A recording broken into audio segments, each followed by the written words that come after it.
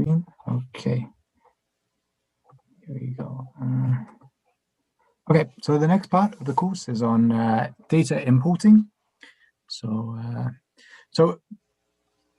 data frames are sort of very flexible now. We can import and create many different types of data objects. And now there's lots of different packages available to import lots of different types of data and to manipulate data and then export the data. So if you want to import data using RStudio, there's a wizard, but we're going to sort of concentrate on using code to do this. Because, well, with code, it's quicker. Once we've typed out the code, we don't have to keep on pointing and clicking file import and then making sure we choose the correct data set. And that makes it easier to share the code and replicate the results each time. So we don't make a mistake when importing the data. So usually when I work with R, at least, the most common sort of data files that I encounter are CSV files. So these typically look like this, where you sort of have almost like a plain text file, and then you have the column names at the top, separated by columns to separate commas to separate each of the columns, and then the values later on. So usually when we open these up in Excel, right, we sort of see them already in the separate, the commas removed and then them in the separate columns. And we can always convert an Excel file to a CSV using save as CSV in Excel. So probably the two most common ways to read CSVs into R are using the read_CSV function that we're going to concentrate on, which is in the readr package, or the read.csv, which is in the base R package. So we concentrate on this readr package version, the read_CSV, this first one. It's part of the tidyverse, and it kind of gives a bit of a better display of the data when it finally comes in. And yeah, it's a bit easier to work with, especially when we're switching from CSVs to different types of data. So the main difference between these two is the type of object that's created. So when we use read_CSV, we get a tibble.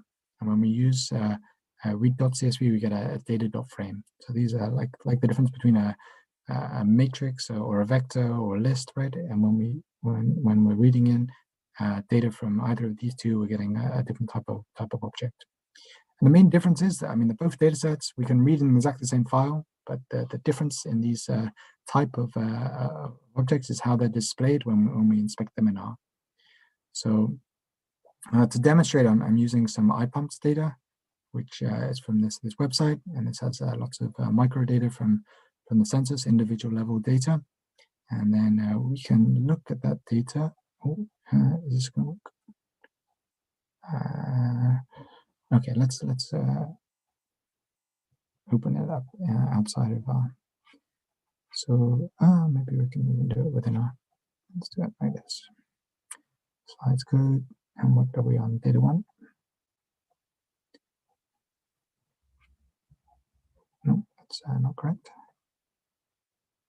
Okay, where are we here?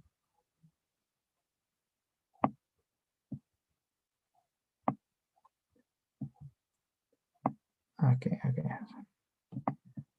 So the file show function is useful in R. I'm not sure if it works on a Mac, but at least on Windows, we do file show. It's going to open up the file in the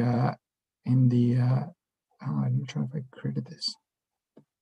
Okay, I should change this to data. That's right. Okay, that's a mistake in the slides. So in the data folder, there's a file called IPumps pan 1960. Oh, let's change it. I haven't updated the slide outline. Okay. IPumps. Oh, maybe it's not there. Oh yeah, I'm looking at the wrong place. Okay. Maybe I just continue without this. Oh, I can look in the original one. Maybe not. Okay, I switch back. Okay, let's not worry about looking at the CSV file. We'll just look at it when we read it in. So we can use this read.csv as I mentioned before, and we save it as an object called df0, right? So I just chose this name. And then when we print it up, we get all rows of the all rows of the data frame printed out. If you have a very big file, then it's going to be really problematic. So I think there's about 50,000 rows in this data frame. So it really takes a long time, can take a long time for R to print this all out. When we use read_CSV, so we load the tidyverse first, which loads the readr package that contains read CSV. Then once we read in this data, then then we print it to the R console. It doesn't print out all 50,000 rows like the previous slide. In this case, we only print out the first 10 rows, and then it prints out just what have we got here? 8 or 9 columns, and then there's 2 extra columns that it hasn't printed out, but it just tells us that they're there. It also gives us sort of a summary of the data set. There's 50,000 rows and 12 columns. So you can see from read_CSV, the object that it creates is a tibble, and has a bit of a nicer sort of printout when we want to inspect it. Whereas df0, when we used read.csv, just print out all the data, and it can take up a lot of space in time printing out. So yeah, this is just summarizing what I just said, that if you're dealing with non-small data frames, then it's quite annoying to print out all the data set, and it can take some time. And the tibble is a bit of an improved version of a data doc frame. Okay, so we can create tibbles by hand if we wanted, if we just were going to type the data using the tibble function. So here we could write here like X, the column X is going to be 1 to 3, and the column Y is going to be A, B, C. So we're just sort of joining together vectors. And this is sort of working by columns, or we can do it by rows, by doing it in this type of format. And we can convert any sort of data object to a tibble using the as.tibble function. So for example, remember the first data set that I read in was a data.frame, and we can convert it into a tibble using with the df0. Let's go back to df0. Okay, here you can convert it to a tibble using as_tibble. Okay, and this is just another useful function that I use sometimes. It's called from a package called data pasta. So data pasta allows you to copy and paste tables to an R script using the data pasta package. So the idea is you sort of find the table that you're interested in online, and perhaps it's not in a super nice file or format. Perhaps it's online or in a PDF. You sort of highlight the data that you want, and then you Control-C, like you're going to copy it, and then you can use the add-in in RStudio to paste it. I think I made a little animation GIF to hopefully show you how this is working. Okay, so here I've got a table that I want to copy. I highlight it all like this. Then I press Control-C for copy, and then I'm going to switch to RStudio. Then I'm going to go to the add-ins you see at the top here, and I'm going to paste it as a tibble, and then it's pasted the data set for me, and then I can assign it like to an object D, and now it's in R, right? So this is quite a nice package that you need to install. So this is again based on the data pasta package. So once it's installed, then it creates this add-in in RStudio that you can access to copy and paste data and to put it in. Maybe I flick through, but you see when I go to add-ins, it's got data pasta and then paste as tibble, and then you can paste data in there, and then you can save it as well. So it's quite good for small data frames, especially. You just want to quickly get them and save typing out the data frame. Okay, so just that was kind of a side note. We go back to the read_CSV. So we're going to use this in this course at least. And so it has a number of useful arguments. So if you want to sort of skip the header, we can write column names is equal to false. So if you have no header in your data, for example, you can do this. If you want to provide your own column names, you can use the col_names argument. In this case here, we're providing the column names X, Y, and Z. So it attaches those as column names and sees everything else as data. If you want to skip some lines, so often with data that you get from the internet, the first few lines are blank, or perhaps they're just containing information about copyright. And if you don't want to analyze that as part of the data set, then you can skip like the first line here we've skipped by putting skip is equal to 1. So it's ignoring this first line. It sees the very first line as the sorry, it skips this line, the ABC, right? It doesn't see them as column names. It sees it as a first line in the data set. If you want to ignore sort of data after a given number of rows, then we can set the maximum number of rows to read in. So here we just read in the first rows. So we read in the first 2 rows here. And if we have special characters for missing values, then we can assign them in the NA argument. So here it's saying anything with a character 4 or 5 or dot should be treated as a missing value. And then it creates the RNA for missing values. Okay, so like I said, one of the reasons to use read_CSV is that in the readr package, there are other read functions that allow us to read in different types of how do we say, delimitated files, right? So if we don't use commas, I'm sure in many of your countries, you might use a semicolon to separate values rather than commas in CSVs, then you can use the read CSV2 package. And this will treat the semicolon as the way that we delimitate between columns. The more general case is read delim, and in this case we can state exactly what we are using to separate columns. So in this file, for example, it's using this long pipe type symbol. So we can give that to R to say this is how we're separating files. And for data that's like fixed width, right? So this is like after the first character is in the first row, after the third character is the third characters are in the second row and the fifth characters are in the fifth row. Then using this sort of fixed width, we can use read FWF and put the column positions. And if we have tab separated data, we can use read_TSV. And they all use these column names, skip, and then max and NA, just like we use for read_CSV. Okay, and for saving data, we can save either using write.csv or write_CSV. So these kind of work in very similar ways, but using write_CSV, for example, slides.data folder, and then I called it my new file.csv. Okay, if you have special characters, like non-Latin characters, let's say, then rather than using read_CSV, I would say use write_XL_CSV. That is if you have special characters in the data set, right? So maybe you have labels that are in Chinese characters, for example. If you use write_CSV, they can get lost and kind of mangled a bit. And so read write_XL_CSV sort of make sure that you keep the characters. So as I said before, CSVs are a sort of very common data format when using R. And I tend to, well, at least I tend to sort of save all the data as CSVs, even if it's being imported as an Excel sheet, for example. So exercise 3.1 is some examples on practicing reading in different CSVs that I sort of just picked from the internet. So for example, this file is from the US. This one's from the UNHCR. I think this one's from Germany.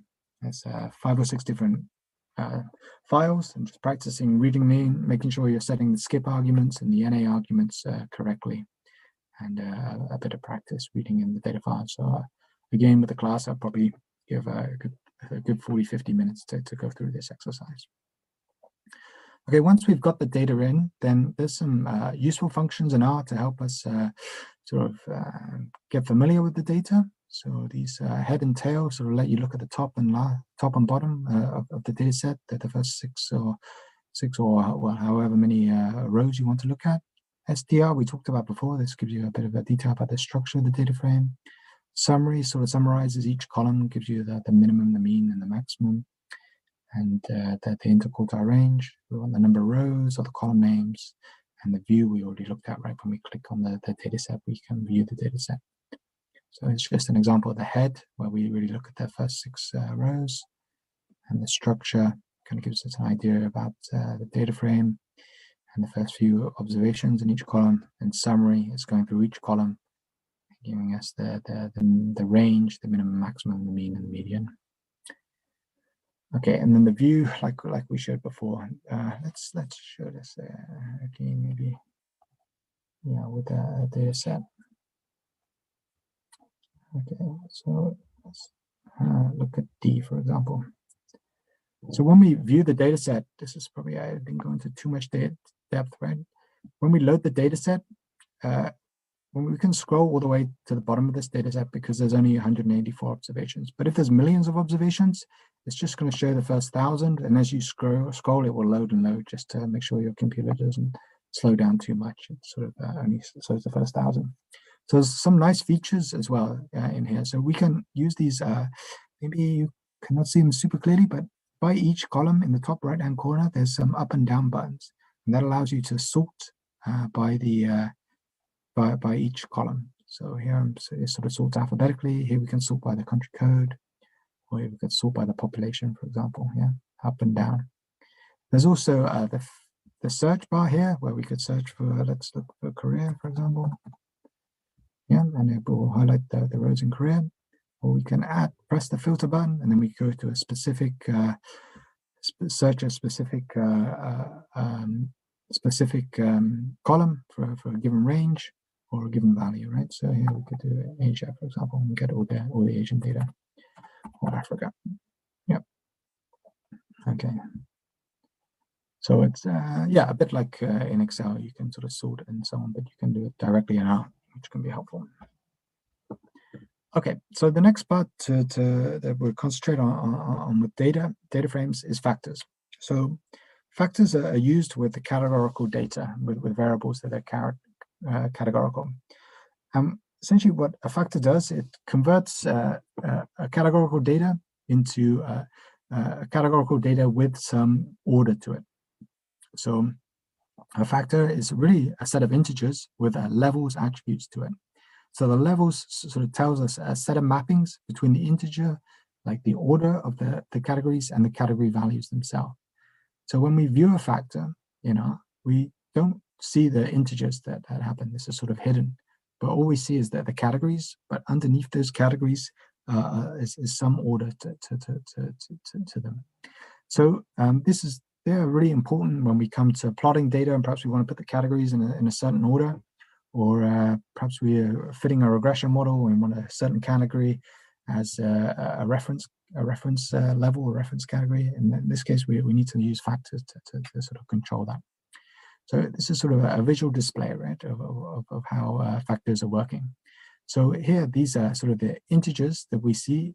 Well, this is what is happening, and this is what is displayed. So with a factor, we see displayed a categorical variable with A, C, B, A. Yeah?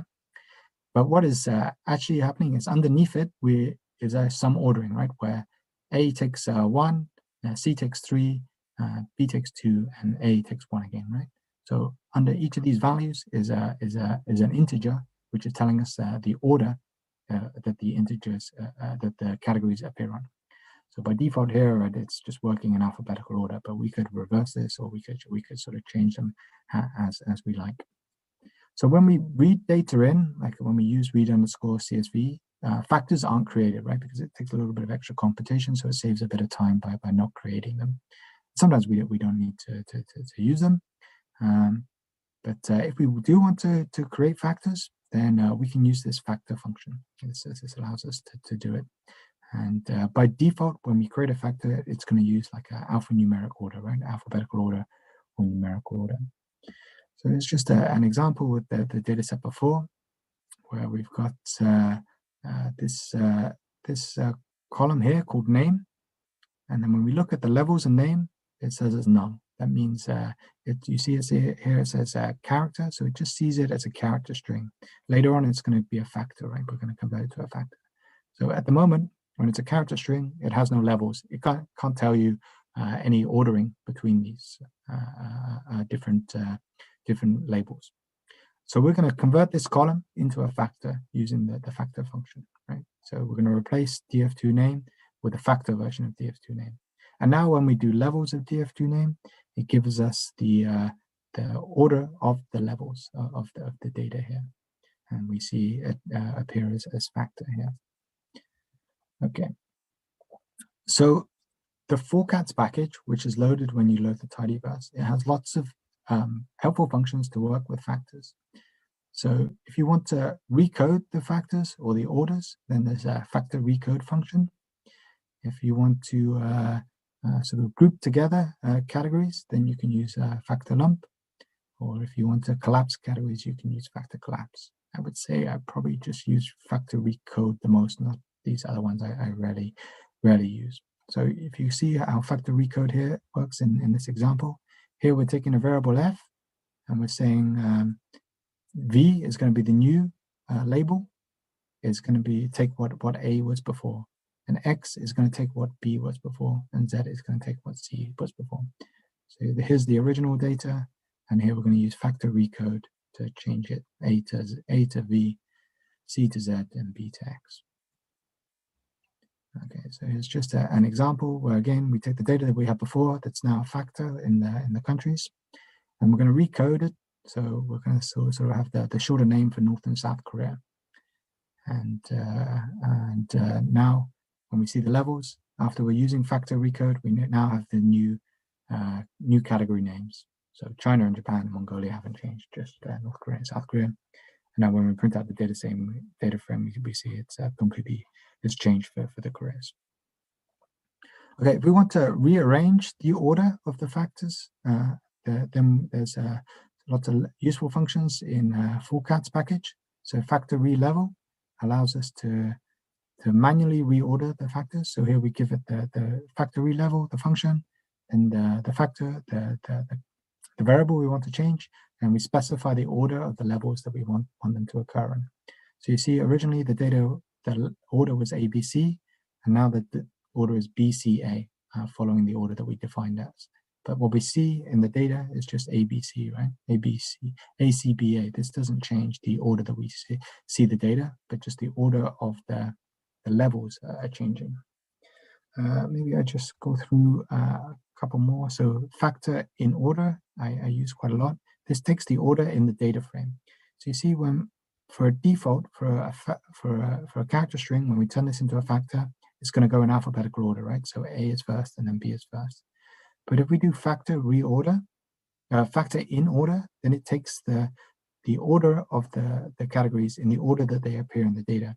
So in this case, B is first because it's first in the data, and A is second because it's second in the data. Okay, factor reverse takes the factor as it is, but reverses the order. So originally A was first, then B, then C, and now after factor reverse, C is first, then B, then A. And factor shift just shifts what was the last factor up to the first factor. And factor reorder, maybe it's a bit easier later on in the code to understand. This is going to order it by another variable. Maybe I'll show you later. So yeah, one of the benefits of using or changing the order of the factors is to when you're coming to plotting. So in this case, we plotted the data as before, and you see that the order that they are appearing here in the legend, in the guide, is the order of the levels as they are as defined in the data. Okay, so in this case, I'm going to reverse the order of the factors. So rather than South Korea being the last and China being the first, it's now the other way around. And now when we plot it, we've changed the order that they are appearing in the data frame here, in the guide here, in the legend. Okay, and one last example is to, rather than going them in alphabetical order or reverse alphabetical order, is to reorder them using the minimum value in the data set. So in this case, we based on the TFR variable, we take the minimum value, and then so the country with the minimum value in this data set, the lowest, the minimum value is to South Korea, and the country with the second lowest TFR is Japan, and China, and so on. So in this case, the factors are appearing in the sort of reverse order that they are towards the end of the data frame. Okay. So this is just a reminder that when we that the appearance of the categories in the data is the same, only the order, the levels, the categories has changed. So if we look at the data frame, we see the data frame still has China first, North Korea second, Japan, Mongolia, and so on. But the order has changed. Here's the cheat sheet as well that's in the handout. Give me just a summary of the fullcats package that we've just gone through. And yeah, finally, so we've just talked about changing character strings to factors, right? So this is categorical data If we want to have some sort of order to the categories, then we can use factors. But it might be that we want to change other variables to other different types of types. So we can convert data categories into numeric data using as numeric. We can turn factors back into character strings using as character or as integer, and we can use as factor to create factor variables. So just an example of that. Here we've got the nativity column. Before it was a numeric variable, and now we can create it to a character string, character variable, and then we get a character variable. And this is the Tibble Swiss data, and we've converted it into a Tibble. It was a data frame. So there's a lot more practice on using those functions in this exercise, which is not as long as the previous one. Maybe it could be done in 20, 30 minutes, I think. Okay, and then the final section for this set of slides is to work with importing different types of data frames beyond sort of delimited types. So, so perhaps beyond CSVs, then Excel files are also very common. And so we can use this read Excel package that we talked about a little bit before to read in data using the read Excel function. So the read Excel function works very similarly to the read CSV function. Like I'm saying here, we can use NA, column names, and skip, but it also has this sheet argument to us, where we can read in sheets of different names or numbers. So to demonstrate, we're going to use this data set and just check that I've got it. Maybe it's good to look at it before we do it. What was it? SAP. Okay, this is the data set in the handout. Okay, so this is data from the UK Office or England and Wales Office of National Statistics. You can see in the first Excel spreadsheet here, it's not data, it's just information about the data in the Excel file. And then in the second sheet, we've got data on males, and you can see the first 3 rows, not really data again, it's sort of just information about that data set. Okay, extra box, hide. And then, okay, and then, the rest is the data. So you can see in the second sheet, the third sheet, and the fourth sheet. So we've got all people, then males, and then females in the second, third, and fourth sheet. Okay, so let's go back to the spreadsheet. Okay, so in this case, to read in this data set from the second sheet, we can define sheet is equal to 2, right? So we define where the file is using the path, the first argument. We define that we want to read in the second sheet, and we also define that we want to skip the first three rows. So that's because these first 3 rows we really want to ignore. They're not part of the data frame. So then we can use this, and we can read it in, and we basically get a table.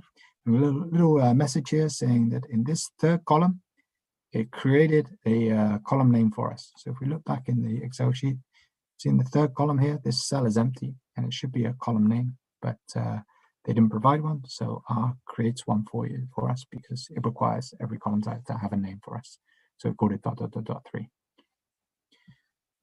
Okay, so that's reading in Excel. It's much like reading in CSV files, except we get this extra sheet argument when we use read_Excel.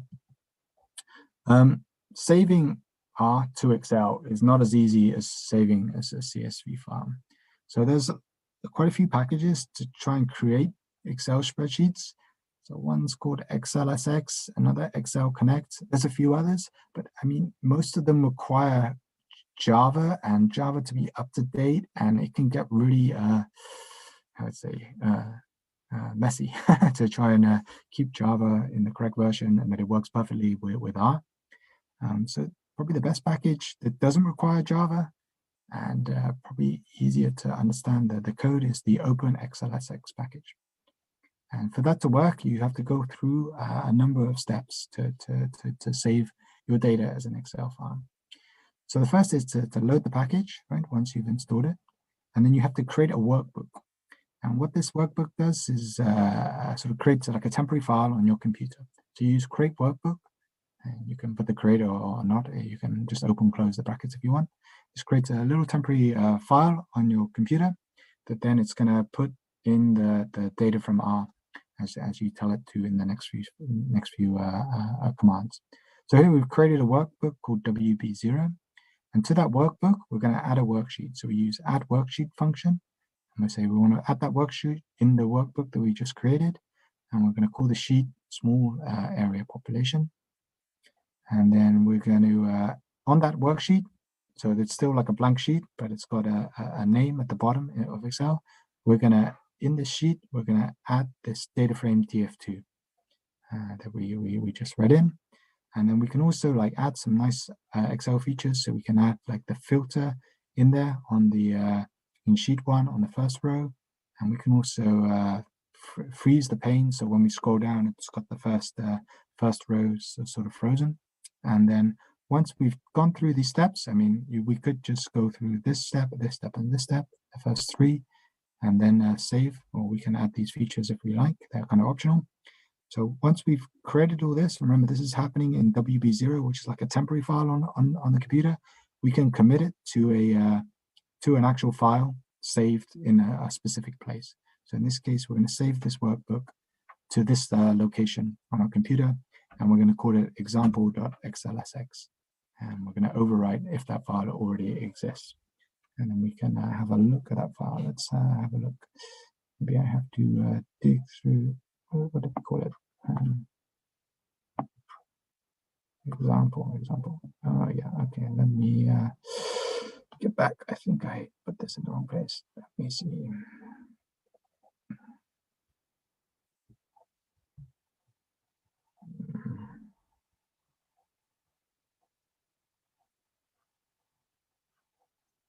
Where was I saving it? Slides data. Slides data. Okay. Example. So this is the one that I created in the slides. Opening now. Okay. So just to show you, right, this small area population, the label here came from the code where I put in here the sheet name, small area population. Okay. The values here came from the object DF2, which I read in previously from the UK Office of National Statistics for the all persons populations. And then where were we?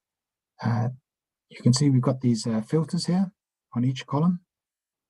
And that came from the fact that back in the R code, we did this add filter, and this freeze pane allows us to make sure that when we scroll down, you see the first row, the column names is frozen. So we can do this directly in R when we set up the spreadsheet, so that it's a nice format for users when we share the Excel file.